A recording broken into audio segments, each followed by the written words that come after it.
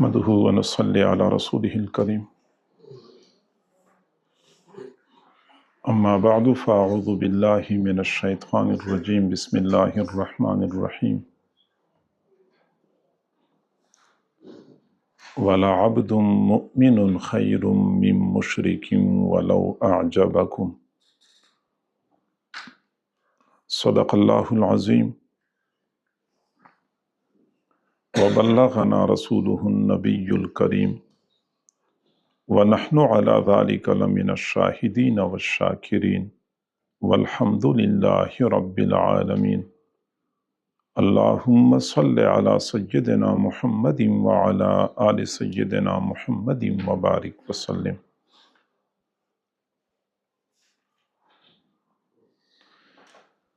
اللہ رب العزت نے محض اپنے فضل اور کرم سے ہمیں بے شمار نعمتیں عطا فرمائی ہیں، اور ان میں سے ایک بہت بڑی نعمت ایمان ہے۔ ایمان وہ نعمت ہے جسے مال پیسے کے ذریعے حاصل نہیں کیا جا سکتا، اپنی عقل اور دانائی کی بدولت کوئی بندہ مؤمن نہیں بن سکتا، رنگ رنگت شکل صورت کی وجہ سے کسی کو ایمان نہیں مل سکتا۔ یہ صرف اور صرف عطیہ خداوندی ہے، اللہ تعالی جس کو چاہتا ہے عطا فرما دیتا ہے۔ حضرت بلال رضی اللہ تعالی عنہ فرمایا کرتے تھے کہ پاک ہے وہ پروردگار جس نے ایمان کی تقسیم کو اپنے قبضے میں رکھا ہے، اگر یہ بندوں کے اختیار میں ہوتا تو مجھ کالے کلوٹے کو کون ایمان دیتا۔ سچی بات یہ ہے کہ حضور صلی اللہ علیہ وسلم کے مبارک شہر مکہ مکرمہ میں رہنے والے، آپ صلی اللہ علیہ وسلم کے مبارک خاندان قریش سے تعلق رکھنے والے، آپ صلی اللہ علیہ وسلم کے مبارک چہرے کا بار بار دیدار کرنے والے، آپ صلی اللہ علیہ وسلم کی مبارک زبان سے براہ راست دین کی دعوت سننے والے ابو جہل، ابو لہب، عتبہ، شیبہ ایمان سے محروم چلے گئے، اور آپ صلی اللہ علیہ وسلم کے دنیا سے پردہ فرمانے کے بعد 14 صدیوں کا طویل عرصہ گزر چکا ہے۔ ہم اس وقت اپنے محبوب صلی اللہ علیہ وسلم کا کلمہ پڑھتے ہیں، یہ اللہ کا فضل نہیں تو اور کیا ہے۔ فتنوں کا زمانہ ہے، الحاد اور لا دینیت کا دورہ ہے، جدید سائنس نے لوگوں کا دماغ خراب کر دیا ہے، اور اس کے باوجود الحمدللہ ثم الحمدللہ ہمارا یہ ایمان سائنسی تحقیقات کی روشنی میں نہیں ہے، جدید علوم کی تائید کی بدولت نہیں ہے، حضور صلی اللہ علیہ وسلم کی تعلیمات ہم تک پہنچتی ہیں بغیر کسی چون چرا کیے، بغیر کسی تردد کے، آنکھیں بند کر کے سر جھکا کے ہم ان کو تسلیم کرتے ہیں۔ یہ اللہ کا ہم پہ فضل اور کرم ہے۔ میرے بھائیو، ایمان ہمیں مفت میں ملا ہے، ہمیں اپنے گھر میں ملا ہے، ایمان کی خاطر ہمیں سفر نہیں کرنا پڑا، مال پیسہ خرچ نہیں کرنا پڑا، مشقت نہیں اٹھانی پڑی۔ انسان کی یہ فطرت ہے کہ جو چیز مفت میں ملتی ہے اس کی قدر و قیمت کا احساس نہیں ہوتا۔ ہم نے اگر ایمان کی قدر و قیمت معلوم کرنی ہے تو آج سے 14 صدیاں پیچھے جانا پڑے گا، حضرت بلال سے پوچھنا ہوگا، بلال آپ بتائیے یہ ایمان کتنا قیمتی ہے۔ حضرت بلال صحیح بتا سکتے ہیں کیونکہ انہوں نے ایمان کی بھاری قیمت چکائی تھی۔ حضرت سمیہ سے پوچھنا ہوگا، سمیہ آپ بتائیے ایمان کی قدر و قیمت کیا ہے۔ حضرت سمیہ ایمان کی قدر و قیمت کے بارے میں صحیح اندازہ لگا سکتی ہیں کیونکہ انہوں نے ایمان کی خاطر اپنی جان کا نذرانہ پیش کیا تھا۔ ایمان بہت بڑی دولت ہے، اور اصول یاد رکھیں کہ جو چیز جتنی زیادہ قیمتی ہوتی ہے اتنی ہی اس کی زیادہ حفاظت کی جاتی ہے۔ اور یہ بھی دستور ہے کہ ڈاکو جب بھی ڈاکہ ڈالتے ہیں ہمیشہ کے لیے قیمتی چیز پہ ڈالتے ہیں۔ آپ لوگوں نے کبھی نہیں سنا ہوگا کہ چوروں نے تالے توڑے، گھر میں گھس گئے اور وہ گھر سے رضائیاں لے کے چلے گئے، کمبل لے کے چلے گئے، یا کھانے پینے کے برتن لے کے چلے گئے۔ چور جب گھر میں جاتے ہیں تو سونا چاندی تلاش کرتے ہیں، نقدی تلاش کرتے ہیں، قیمتی اثاثے تلاش کرتے ہیں۔ چونکہ ہمارے پاس سب سے زیادہ قیمتی سرمایہ ہمارا ایمان ہے، اور شیطان کے کارندے، ان کے ایجنٹ، یہ ہمارے ایمان پہ ڈاکہ ڈالنا چاہتے ہیں، اور اس پرفتن دور میں اپنا ایمان بچانا، اپنی اولاد کا ایمان بچانا ہمارے لیے ایک چیلنج بنا ہوا ہے۔ میرے بھائیو، جب ہم سنتے ہیں نئی نسل کے بارے میں کہ کس قدر تیزی سے ایمان سے برگشتہ ہو رہی ہے، مسلمان گھرانے میں پیدا ہونے والا، مسلمان ماں کی گود میں پلنے والا پیدا ہو گیا تو اس کے کان میں اذان دی گئی، اقامت کہی گئی، نام بھی مسلمانوں کا، والدین خوش ہو رہے ہوتے تھے ہمارا بچہ نیک بنے گا، لیکن جو ہی جوانی کی دہلیز پہ قدم رکھا تو ایسے دین اور ایمان سے متنفر ہو گیا کہ اس کو قریب لانا بھی دشوار ہو جاتا ہے۔ جب یہ حالات ہم دیکھتے ہیں تو مجھے وہ حضور صلی اللہ علیہ وسلم کی 14 صدیاں پہلے کی پیشن گوئی یاد آ جاتی ہے کہ آپ نے فرمایا، بادروا بالاعمال الصالحہ، اے میرے صحابہ تم نیک اعمال میں جلدی کیا کرو، ستکون فتن، ان قریب ایسے فتنے آنے والے ہیں کا قطع اللیل المظلم، جیسے تاریک رات کے تہ در تہ اندھیرے ہوتے ہیں، یصبح الرجل مؤمنا ویمسی کافرا، صبح کو بندہ مومن ہوگا، شام کو کافر ہو چکا ہوگا، ویمسی الرجل مؤمنا ویصبح کافرا، شام کو بندہ مومن ہوگا، صبح کو وہ بستر سے اٹھے گا تو کافر ہو چکا ہوگا۔ ایسے لوگ ایمان سے محروم ہو رہے ہوں گے، اور آج ہم کھلی آنکھوں سے ان پیشن گوئیوں کا مشاہدہ کر سکتے ہیں۔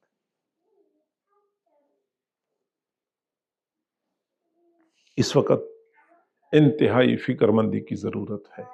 ہم اپنی ایمان کے بارے میں فکر مند ہو جائیں، اور ہم اپنی اولاد کی ایمان کے بارے میں فکر مند ہو جائیں۔ میرے بھائیو، میں مانتا ہوں ہم گناہگار ہیں، ہم برے ہیں، ہم جو بھی ہیں، لیکن اگر اپنا ایمان سلامت لے کے جانے میں کامیاب ہو گئے، امید کی ایک کرن موجود ہے کہ حضور صلی اللہ علیہ وسلم ہماری شفاعت فرمائیں گے، ہمارا بیڑا پار ہو جائے گا۔ اور اگر ہم اپنا ایمان بچا کے لے جانے میں کامیاب نہ ہوئے تو ہمیشہ ہمیشہ کی بدبختی ہمارا مقدر ہے۔ اللہ تعالی ہمیں بدبختی اور شقاوت سے محفوظ فرمائے۔ میرے بھائیو، ایمان کس طرح بچایا جا سکتا ہے یہ مضمون بڑا تفصیلی ہے، لیکن میں مختصراً عرض کروں گا کہ ہم نے دیکھنا یہ ہے کہ ایمان ہمیں ملا کہاں سے ہے۔ جہاں سے ایمان ملا ہے وہاں ہی ایمان کی حفاظت ہو سکتی ہے۔ ایمان ہمیں یونیورسٹی اور کالج سے نہیں ملا، ہمیں سکول سے نہیں ملا، ہمیں بازار اور پارک سے نہیں ملا، ہمیں ایمان ملا ہے مسجد سے، ہمیں ایمان ملا ہے مرکز سے، ہمیں ایمان والا ملا ہے اللہ والوں کے مقامات سے، ہمیں ایمان ملا ہے قرآن سے، ہمیں ایمان ملا ہے بیت اللہ سے۔ یہ وہ ایمان کے مراکز ہیں جہاں سے لوگوں کو ایمان کی روشنی ملتی ہے، ایمان کی خیرات ملتی ہے۔ انہی مراکز کے ساتھ وابستگی انتہائی ضروری ہے۔ میرے بھائیو، اصولی بات یاد رکھیں کہ اللہ تعالی بندوں کو نعمت عطا کرتا ہے، جو بندے اس نعمت کی قدر کرتے ہیں اللہ تعالیٰ اس نعمت میں اضافہ کرتا ہے، ناقدری شروع کر دیتے ہیں اللہ نعمت واپس لے لیتا ہے۔ اللہ کسی کا نہ محتاج ہے نہ ضرورت مند ہے۔ ایمان بھی ایسی نعمت ہے، ہم اس ایمان کی نعمت پہ اللہ کا شکر ادا کریں، اس پہ ہم مطمئن ہوں، ہم اللہ تعالیٰ کے احسانات کا اعتراف کریں کہ اللہ اتنے اربوں خربوں لوگ، ان میں سے آپ نے ہمیں چن لیا ہے ایمان کے لیے اور کلمہ پڑھنے کے لیے، یہ آپ کا ہم پہ احسان عظیم ہے۔ اللہ کا شکر ادا کریں۔ جہاں بندہ کسی غیر مسلم کو دیکھتا ہے، جہاں بندہ دین اور ایمان سے محروم بندے کو دیکھتا ہے تو بندہ شکر ادا کرے۔ سنت طریقہ یہی ہے کہ آپ کسی بندے کو کسی مصیبت میں مبتلا دیکھیں، کسی گناہ میں مبتلا دیکھیں تو بس یہ کہا کرے الحمدللہ الذی عافانی مما ابتلاک بہ وفضلنی علی کثیر ممن خلق تفضیلا۔ اللہ، تمام تعریفیں اس اللہ کے لیے ہیں جس نے مجھے بچایا ہے اس مصیبت سے جس مصیبت میں آپ کو مبتلا کیا ہے۔ تو اگر ہم اس طرح غیر مسلموں کو دیکھیں تو دل ہی دل میں اللہ کا شکر ادا کریں، اور دل ہی دل میں پڑا کریں کہ تمام تعریفیں اس اللہ کے لیے ہیں جس نے مجھے بچایا ہے کفر سے اور جس نے مجھے ایمان کا نور عطا کیا ہے۔ ہمیشہ کے لیے ایمان سے محرومی اس وقت شروع ہو جاتی ہے جب ہمارا نوجوان ایمان کے بارے میں ایمان کی ناقدری کا شکار ہو جاتا ہے، ایمان کو کوئی بڑی نعمت نہیں سمجھتا، ایمان کو اللہ کا احسان نہیں سمجھتا، ایمان کو اللہ کے فضل اور کرم کا نتیجہ نہیں سمجھتا۔ جب وہ اپنی اس عظیم نعمت کے بارے میں قدردانی کا مظاہرہ نہیں کرتا، اللہ تعالیٰ اس نعمت کو واپس چھین لیتا ہے۔ آپ دیکھیں گے، آپ تجربہ کر لیں، آپ پوچھ لیں، آپ تحقیق کر لیں کہ پہلے مرحلے میں ہمارا نوجوان یہ بیچارہ ایمان کی قدر و قیمت کے احساس سے محروم ہو جاتا ہے، اس کو قدر و قیمت کا پتہ ہی نہیں ہوتا، اس کو اللہ تعالیٰ کی اس نعمت کا احساس نہیں ہوتا۔ تو نعمت کا شکر ادا کریں۔ اور اگلی بات یہ سمجھ لیں کہ ہمیں ایمان مسجد سے ملا ہے، اس مسجد کے ساتھ تعلق مضبوط کر لیں، اپنا بھی تعلق مضبوط رکھیں، اپنی نئی نسل کو مسجد کے ساتھ جوڑیں۔ میرے بھائیو، موسم ناموافق ہے، مسجد گھر سے دور ہے، کام زیادہ ہے، مصروفیت ہے، تھکاوٹ ہے، آرام کا وقت ہے، جو بھی ہے، آپ خود مسجد میں تشریف لاتے ہیں۔ خود مسجد میں تشریف لانا کافی نہیں ہے جب تک کہ آپ اپنے بچوں کو انگلی سے پکڑ کے مسجد میں ساتھ نہیں لائیں گے۔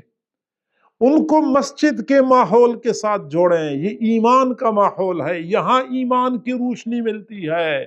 ہم اپنے بچوں کو مسجد میں لاتے نہیں ہیں، مسجد سے ہم ان کو دور کر دیتے ہیں، تو ظاہری بات ہے پھر بھٹکنے میں کوئی دیر تو نہیں لگتی۔ مسجد کے ساتھ جوڑیں، مرکز کے ساتھ جوڑیں، اللہ والوں کے ساتھ جوڑیں، دین کی دعوت کا کام کرنے والوں کے ساتھ جوڑیں، علماء کے ساتھ اٹھنا بیٹھنا کریں، پھر کہیں جا کے ہم اپنا اور اپنے اہل و عیال کا ایمان بچانے میں کامیاب ہو جائیں گے۔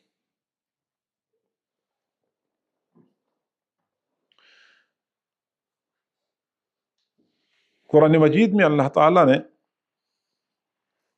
حضرت موسیٰ علیہ السلام کا واقعہ بیان فرمایا ہے کہ جب ان کی والدہ نے ان کو صندوق میں بند کر دیا اور دریا کے لہروں کے حوالے کر دیا۔ دوسری طرف فرعون اور اس کی بیوی چہل قدمی کر رہے تھے، انہوں نے صندوق پکڑ لیا۔ صندوق پکڑا تو جب صندوق کو کھولا تو ایک خوبصورت بچہ انتہائی سکون اور اطمینان کی حالت میں صندوق میں لیٹا ہوا تھا۔ فرعون کی بیوی نے جو ہی دیکھا فوراً کہنے لگی قرۃ عین لی ولک، یہ میری اور تیری آنکھوں کی ٹھنڈک ہے، اس بچے کو میں نے دیکھا تو میری آنکھیں ٹھنڈی ہو گئی۔ فرعون نے کہا یکون لک واما انا فلا حاجت لی فی ہے، یہ تیری آنکھوں کی ٹھنڈک تو ہوگی، مجھے اس کی کوئی حاجت نہیں ہے۔ چنانچہ فرعون کی بیوی نے محبت کا اظہار کیا، فرعون نے لاپرواہی کا مظاہرہ کیا، استغنا کا مظاہرہ کیا کہ مجھے کوئی ضرورت نہیں ہے۔ بعد میں حضرت موسیٰ علیہ السلام بڑے ہو گئے، اللہ رب العزت نے نبوت عطا فرمائی۔ جب نبوت ملی تو فرعون کی بیوی کو ایمان مل گیا اور فرعون ایمان سے محروم چلا گیا۔ نسائی شریف کی روایت ہے، حضور صلی اللہ علیہ وسلم نے فرمایا لو اقر فرعون بأنہ قرۃ عین لہ کما اقرت بہ امرأتہ لہداہ اللہ بہ کما ہدا بہ امرأتہ، اگر فرعون بھی ایسا ہی اقرار کر لیتا کہ یہ میری آنکھوں کی ٹھنڈک ہے جیسا کہ فرعون کی بیوی نے اقرار کر لیا، اللہ تعالیٰ فرعون کو بھی ایسی ہی ہدایت سے نوازتا جیسا کہ فرعون کی بیوی کو ہدایت سے نوازا۔ اتنا کہہ دیا کہ یہ میری آنکھوں کی ٹھنڈک ہے، اللہ رب العزت نے ایمان کی دولت عطا فرمائی۔ تو نیک لوگوں کو محبت کی نظر سے دیکھنا یہ بھی ایمان کی حفاظت کا ذریعہ ہے۔ نیک لوگوں کا دامن تھامنے سے بندے کا ایمان محفوظ ہو جاتا ہے۔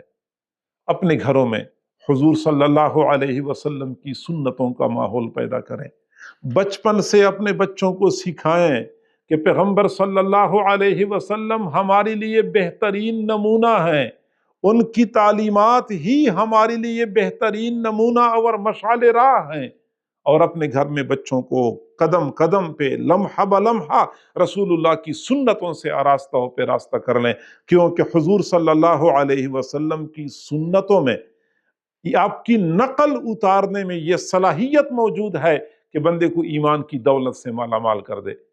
تو ایمان کی حفاظت کے لیے ضروری یہ ہے کہ رسول اللہ کی تعلیمات اور آپ کی سنتوں سے اپنے بچوں کو ابھی سے آراستہ پہ راستہ کر لیں۔ چنانچہ حضور صلی اللہ علیہ وسلم غزوہ حنین سے واپس تشریف لا رہے تھے، راستے میں ایک جگہ پڑاؤ ڈالا تو قریب ایک بستی تھی غیر مسلموں کی، تو نماز کا وقت تھا۔ حضرت بلال رضی اللہ تعالیٰ عنہ کو آپ نے حکم دیا کہ بلال اذان دے دو۔ حضرت بلال نے اذان دینی شروع کر دی، اور قریب بستی کے بچے تھے جو باہر کھیل رہے تھے، تو حضرت بلال رضی اللہ عنہ جب اذان دینے لگے تو بستی کے بچوں نے حضرت بلال کی اذان کی نقل اتارنی شروع کر دی۔ جیسے جیسے کلمات وہ بولتے جاتے تھے بچے اسی طرح کلمات پڑھتے جاتے تھے۔ حضور صلی اللہ علیہ وسلم نے بچوں کو بلایا تو بچے ڈر کے مارے بھاگ گئے۔ ایک بچہ قدرے بڑا تھا جس کا نام ابو محذورہ تھا، اس نے بھاگنا مناسب نہیں سمجھا کہ ہم نے کیا غلطی کی ہے کہ ہمیں پکڑا جا رہا ہے یا ہمیں، وہ ڈرا نہیں، وہ کھڑا رہا۔ آپ صلی اللہ علیہ وسلم نے بلایا، وہ قریب آیا تو آپ نے پوچھا کہ کیا کر رہے تھے؟ بچے نے کہا کہ جیسے کلمات وہ پڑھ رہا تھا ہم بھی اسی طرح کلمات پڑھ رہے تھے۔ اچھا تو کیسے کلمات پڑھ رہے تھے؟ اب بچے نے کلمات پڑھنے شروع کر دیے، اللہ اکبر اللہ اکبر، اللہ اکبر اللہ اکبر، اشہد اللہ الہ الا اللہ، اشہد اللہ الہ الا اللہ، اشہد ان محمد الرسول اللہ، اشہد ان محمد الرسول اللہ۔ جب یہ کہا تو حضور نے فرمایا کہ اب جاؤ اپنا کام کرو۔ بچے نے کہا کہ اب میں کہاں جا سکتا ہوں، اب تو میں نے جن کا کلمہ پڑھا ہے انہی کے ساتھ جاؤں گا۔ اب اندازہ لگائیں، وہ حضرت بلال کی اذان کی نقل اتار رہے تھے، کوئی اصل میں وہ کلمہ نہیں پڑھ رہے تھے، نقل اتار رہے تھے، لیکن نقل اتارنے کا فائدہ کیا ہوتا ہے؟ ہم اگر حضور صلی اللہ علیہ وسلم کی سنتوں کی نقل اتاریں گے، ان کی طرح اٹھنا بیٹھنا، ان کی طرح کھانا پینا، ان کی طرح انداز و اطوار، نشست و برخاست، تو اس کا ہماری اوپر اثر ہوتا ہے، ایمان کی حفاظت کا ذریعہ بن جاتا ہے۔ حضور صلی اللہ علیہ وسلم نے اس ابو محذورہ کو اپنے ساتھ لیا، مسلمان ہو گئے تھے اور نوعمر لڑکے تھے، ساتھ لیا، واپس مکہ مکرمہ تشریف لائے۔ مکہ مکرمہ میں مسجد حرام میں ایک مؤذن کی ضرورت تھی۔ آپ صلی اللہ علیہ وسلم نے دائیں بائیں دیکھا کہ مسجد حرام میں کس کو مؤذن بنایا جائے، تو حضرت ابو محذورہ پہ نظر پڑ گئی، ان کو اذان مؤذن بنا دیا۔ وہ ابو محذورہ جس نے حضرت بلال کی اذان کی نقل اتاری تھی، مسلسل 60 سال تک مسجد حرام میں اذانیں دیتے رہے۔ سنت کا اثر ہوتا ہے، سنتوں کے پیروی کے اثرات ہوتے ہیں۔ تو بچوں کو بچپن سے ترغیب دیا کریں، یہ ہمارے محبوب کی سنت ہے، یہ ہمارے پیارے پیغمبر کی سنت ہے، پیارے پیغمبر کی طرح ہم نے زندگی گزارنی ہے، تو انشاءاللہ ان کے دلوں میں ایمان مضبوط اور راسخ ہوگا۔ اسی طریقے سے قرآن مجید کتاب ہدایت ہے، قرآن مجید کے ساتھ بچوں کو وابستہ کر لیں، قرآن کی تعلیم دلوائیں، قرآن کا درس جہاں کہیں ہوتا ہے اپنے بچوں کو قرآن کے درس میں شریک کریں، کیونکہ قرآن کتاب ہدایت ہے۔ قرآن کے ساتھ جو بندہ وابستہ ہو گیا، قرآن اس کو پھر گمراہ نہیں ہونے دیتا۔ اور اسی طرح بیت اللہ شریف، یہ بھی قرآن مجید میں اللہ نے فرمایا کہ مبارکوں و ہدن، یہ ہدایت کا مرکز ہے۔ چنانچہ خود بھی بیت اللہ شریف کی زیارت کے لیے، یعنی حج اور عمرے کے لیے بار بار جایا کریں، اور اپنی اولادوں کو اپنے ساتھ لے کے جایا کریں۔ یہ بڑے حضرات کئی مرتبہ خود تو بار بار جاتے رہتے ہیں، لیکن اپنی اولاد کو نہیں لے کے جاتے، حالانکہ حقیقت یہ ہے کہ ہم خود بھی خطرے میں ہیں، ہم میں سے کوئی بندہ محفوظ نہیں ہے، لیکن ہماری اولاد زیادہ خطرے میں ہے۔ اپنی اولاد کی ایمان کی حفاظت کے لیے پھر حق بنتا ہے کہ ہم ان کو بار بار لے جایا کریں، ان مراکز کو دیکھیں جہاں سے ایمان پھیل چکا ہے، جہاں سے ہدایت پھیل چکی ہے، دنیا کے کونے کونے میں ایمان کی روشنی پہنچ چکی ہے، ہم وہاں پہ اپنے بچوں کو لے جائیں، بار بار لے جایا کریں، ہمارے بچوں کا ایمان محفوظ ہو جائے گا۔ حق بنتا ہے کہ ہم اپنے بچوں کی ایمان کی فکر کریں۔ ہمارے حضرت جی رحمہ اللہ نے فرمایا کہ میں بیرون ملک تھا، تو شاید امریکہ میں تھے، تو فرمایا کہ مجھے ساتھیوں نے کہا کہ یہاں ایک خاتون ہیں جو نو مسلم ہیں، نئی نئی مسلمان ہو چکی ہیں، لیکن اس خاتون کی عبادت اور ان کی نمازیں اور ان کا ذوق بندگی ایسا ہے کہ بڑے بڑے مسلمان بھی دیکھ کے رشک کرتے ہیں۔ تو وہ خاتون آنا چاہتی ہے، ملنا چاہتی ہے، کچھ سوالات پوچھنے ہیں۔ میں نے کہا آ جائے۔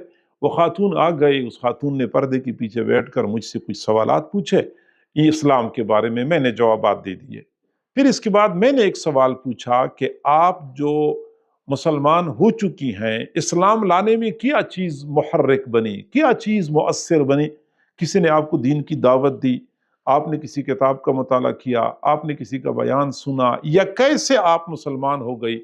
تب اس خاتون نے مجھے بتایا کہ بات تو لمبی ہے، لیکن میں مختصراً عرض کرتی ہوں کہ ہم اپنے ملک میں، میں اور میرا خاوند دونوں غیر مسلم عیسائی تھے، اور اپنے ملک میں ایک ایئرپورٹ پہ ملازمت کر رہے تھے کہ ہماری کمپنی کو جدہ ایئرپورٹ پہ کچھ بندوں کو بھیجنا تھا کام کے لیے۔ تو کمپنی نے ہمیں کہہ دیا کہ ہم بندے بھیجنا چاہتے ہیں، اگر آپ دونوں میاں بیوی چلے جائیں تو آپ کو ایک تو ہم تنخواہ دگنی کر دیں گے اور آپ کو مزید سہولیات بھی دے دیں گے۔ تو میرے اور میرے خاوند نے مشورہ کر لیا کہ چلو ہم چلے جاتے ہیں، باہر کا ملک بھی دیکھ لیں گے، ہماری تنخواہ بھی بڑھ جائے گی۔ قصہ مختصر یہ کہ ہم جدہ ایئرپورٹ پہ پہنچ گئے۔ جدہ ایئرپورٹ ویسے تو باقی دنیا کی ایئرپورٹوں کی طرح ہی ہے، لیکن اس میں ایک چیز منفرد ہے کہ وہاں آنے والے مسافر جو ہوتے ہیں وہ دنیا کے عام ایئرپورٹوں کی طرح نہیں ہوتے۔ میں دیکھا کرتی تھی کہ عجیب مسافر ہیں، ایک خاص لباس پہنے ہوئے، خاص قسم کی جوتے پہنے ہوئے آتے تھے، اور ان کے انداز سے، چال ڈھال سے جنون اور دیوانگی ٹپکتی تھی، گویا کہ کوئی جذبات کے گھوڑے پہ سوار ہوتے تھے۔ تو میں اپنے خاوند سے پوچھتی تھی کہ یہ لوگ کہاں سے آ رہے ہیں اور یہاں کیوں آ رہے ہیں؟ تو میرے خاوند نے مجھے کہا کہ اصل میں یہاں قریب مسلمانوں کا مرکز ہے، اور یہ مسلمان دنیا کے کونے کونے سے آتے ہیں، یہاں کوئی خاص عبادت کرتے ہیں، اس عبادت کے لیے آتے ہیں۔ تو میں نے کہا کہ یہ اتنا خرچہ کرتے ہیں تو یہ لوگ اپنے اپنے علاقوں میں اپنا مرکز کیوں نہیں بناتے؟ تو میرا خاوند نے کہا کہ مسلمان ہیں ہی جنونی، ان کو کون سمجھائے کہ اپنے اپنے علاقوں میں مرکز بنا دو۔ بہرحال کہتے ہیں کہ وہ لوگ آتے تھے کہ اچانک ایک وقت ایسا آیا کہ ایئرپورٹ پہ مسافروں کا رش بڑھ گیا، اور یہی جہاز بھر بھر کے آ رہے تھے اور اسی طرح کا لباس پہنے ہوئے۔ اور میں نے خاوند سے پوچھا کہ آج کل تو رش بہت بڑھ گیا، تو خاوند نے جواب دیا کہ اب یہ پورے سال میں ایک مرتبہ خاص عبادت کرتے ہیں جس کو حج کہتے ہیں، اس وقت اس لیے یہ رش بڑھ گیا ہے۔ میں نے آخر پوچھا کہ یہ لوگ اتنا دور سے چل کے آتے ہیں اپنا مرکز دیکھنے کے لیے، ہم یہاں قریب ہیں تو کیا ہم نہیں جا سکتے، وہاں دیکھ نہیں سکتے؟ تو میرے خاوند نے مجھے کہا کہ نہیں، ہم نہیں جا سکتے چونکہ مسلمانوں کے علاوہ باقی لوگوں کی وہاں پابندی ہے۔ میں نے کہا اتنے سارے لوگ جاتے ہیں، کون چیک کر سکتا ہے کہ مسلمان ہیں غیر مسلم ہے؟ خیر میں نے خاوند کو آمادہ کر لیا کہ ہم بھی ٹرائی کرتے ہیں، اور میرے خاوند نے مسلمانوں کی طرح لباس پہنا، میں نے مسلمان خواتین کی طرح برقع اور سکارف پہن لیا، اور ہم اپنی گاڑی میں بیٹھ گئے اور چل پڑے۔ جس مقام پہ وہ چیک کرتے ہیں وہاں پہ اس وقت کھانے کا وقت تھا، شاید 2-3 بندے کھڑے تھے، باقی نہیں تھے، انہوں نے ہمیں اشارہ کر دیا کہ چلو۔ گاڑی ہمارے پاس اپنی تھی، ہم نے وہاں مکہ مکرمہ میں گاڑی پارک کر لی، لوگوں سے پوچھتے پوچھتے مسجد حرام پہنچ گئے۔ جب ہم مسجد حرام کے مین دروازے سے داخل ہوئے تو ہم دائیں بائیں دیکھ رہے تھے، قالین دیکھ رہے تھے، تو فانوس دیکھ رہے تھے، تو ستون دیکھ رہے تھے، اور مسجد حرام کی خوبصورتی میں محو تھے، اور آگے بڑھتے گئے یہاں تک کہ ہم مطاف کے کنارے پہ پہنچے۔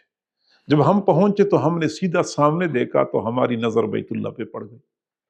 پھر وہ کہتی ہے کہ جب بیت اللہ پہ نظر پڑ گئی پھر ہم نگاہیں ہٹا نہ سکے، کافی دیر تک بیت اللہ کو دیکھتے رہے، میں بھی دیکھتے رہی ٹکٹکی باندھ کے، میرا خاوند بھی دیکھتا رہا۔ کافی دیر گزرنے کے بعد جب میں نے خاوند کی طرف دیکھا تو مجھے احساس ہو گیا کہ میری آنکھوں سے بھی آنسو جاری ہیں اور میرے خاوند کی آنکھوں سے بھی آنسو جاری ہیں۔ میں نے اپنے خاوند سے پوچھا کہ آپ کو کیا نظر آیا؟